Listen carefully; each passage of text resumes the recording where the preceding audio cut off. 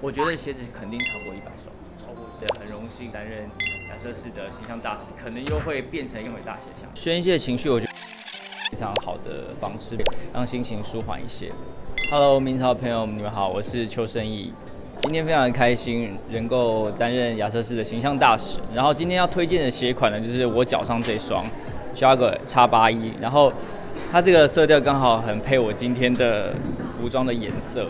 然后也算是异材质的，因为现在很流行就是不同材质的拼接。然后我特别喜欢它这个特殊的机能设计，就是很多鞋子好看但不一定好穿，但是因为它有这个气垫，然后穿起来脚感也非常好，然后重点是它非常的轻盈，所以推荐给大家。情侣鞋比较少，但是我很喜欢穿团队鞋跟团队服。像我之前全明星运动会的时候，就希望整队衣服都一样，整队鞋子都一样。然后也感谢亚瑟士赞助我们很多运动机能的衣服，也赞助我们整队队鞋。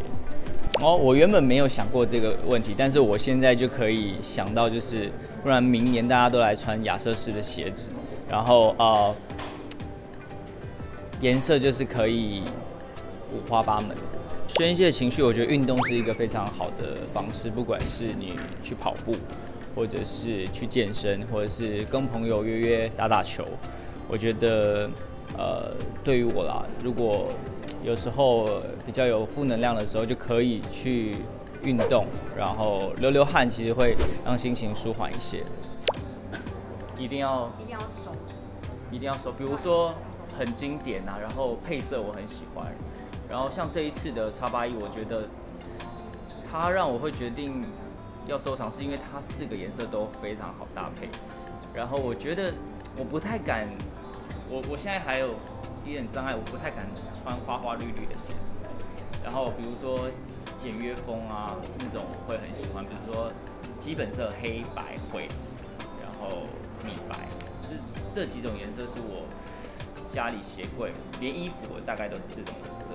我觉得鞋子肯定超过100双，超过100双。所以你家有就是鞋墙，就都把它拱起来。对，之前有一个鞋墙，但是后来我们决定就是要淘汰一些氧化掉的，对，然后就慢慢从大鞋墙变成小鞋墙。那这一次很荣幸就是担任亚瑟士的形象大使，可能又会变成一个亚瑟士的鞋墙，所以小鞋墙又要再变回大鞋墙，变回大鞋墙。我的鞋盒都还留着，因为我会自己去买那种透明的鞋盒，然后让鞋子可以看得到。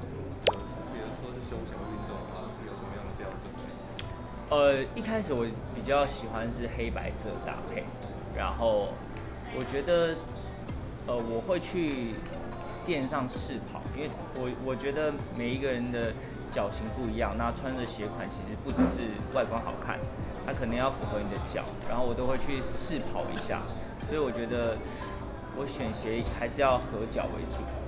小杰也是跟我们很好，然后他上一次也有请我们回去帮忙练习，但是因为上一次大家的时间没有办法临时去帮他，然后但是他之后如果有需要，我们红队的人都会去帮他。